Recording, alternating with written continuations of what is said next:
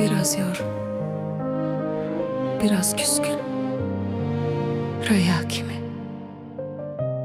Pencereme yağış değil, hatiren yağır.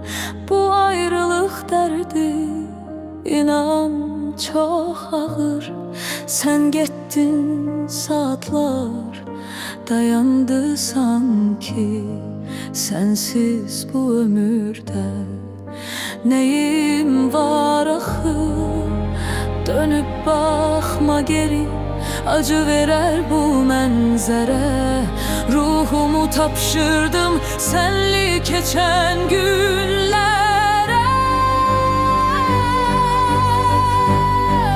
Biz yarımçıq qaldık, bitmedi nağıl. Ürəyim sən deyil, ey başı bağlı, mənə cavab verər. Hardadır sevgi, sən mənim ömrümün ən böyük itkisi. Yollarımız ayrıldı, amma qəlbim səndədir. Hələ də o köhnə evdə, o küçədədir.